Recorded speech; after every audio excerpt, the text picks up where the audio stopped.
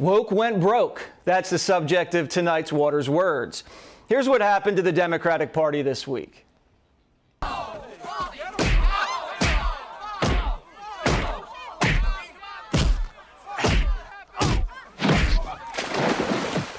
Americans are fed up with the Democrats. We won't stand by while liberals destroy the country.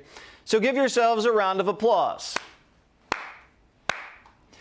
Here's what the red wave looks like. Virginia went red just a year after Biden won by 10. A Republican nearly toppled the New Jersey governor, a state Biden won by 16. A rare red wave hit Long Island, too, and Minneapolis voted against dismantling the police department.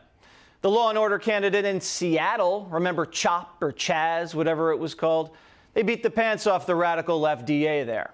And to write in, beat the socialist in Buffalo. Common sense had a very big week.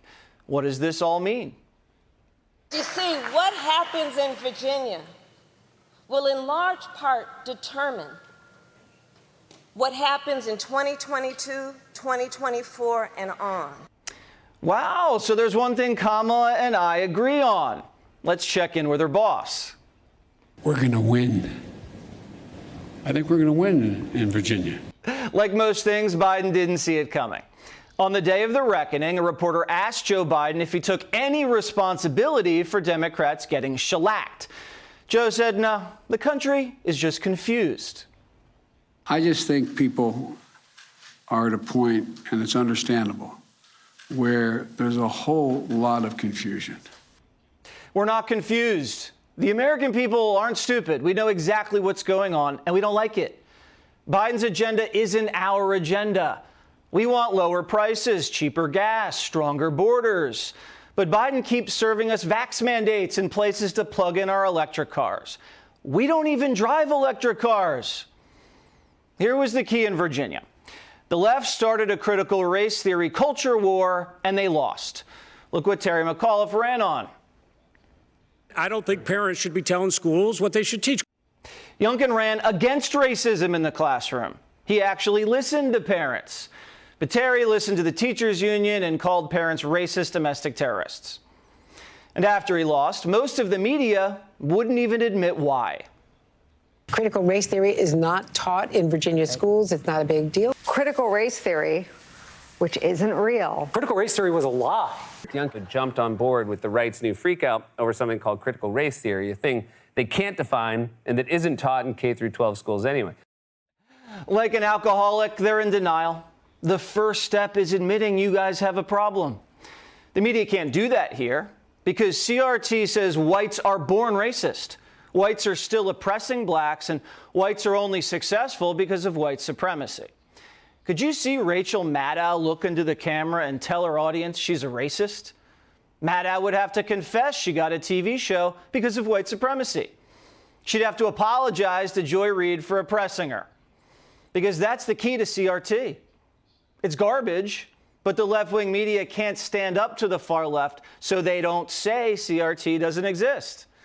Not only doesn't CRT exist, they say, but speaking out against something that doesn't exist is racist. Youngkin played the race card for a reason, because he knows it works on certain white voters. Racism raised its ugly head, and the Republican candidate used it very aptly. Some of it was dog whistle racism. 1,000%. It was not a dog whistle, it was a bullhorn. Only a fool would say Virginia rejecting racism in schools is racist. This is the state that voted for Barack Obama twice. Youngkin won 55% of the Hispanic vote, 60% of the white vote. He doubled Donald Trump's numbers with black females. That's what the left calls a rainbow coalition. The numbers don't lie, but the media does. Americans are sick and tired of the left calling them racist, calling their kids racist, calling the country racist. Martin Luther King would have opposed critical race theory. Listen. Because I have a dream that my 4 little children will one day live in a nation where they will not be judged by the color of their skin, but by the content of their character. The left has turned MLK upside down. He wanted a colorblind society, but all the left wants to see is color. So-called racist Virginia citizens elected the first statewide black female office holder, Lieutenant Governor-elect Winsome Sears. Listen. There are some who want to divide us, and we must not let that happen. They would like us to believe we are back in 1963. We can live where we want. We can eat where we want. We own the water fountains. Here I am, living proof. The American people are rejecting the race card, and Democrats are scrambling. They don't have any other card to play. They can't play the Trump card, can't play Russia, Russia, Russia. COVID's fading. And so now they have to run on the issues. And not surprisingly, they're getting clobbered. Some Democrats are trying to warn them, you go woke, you're going to go broke.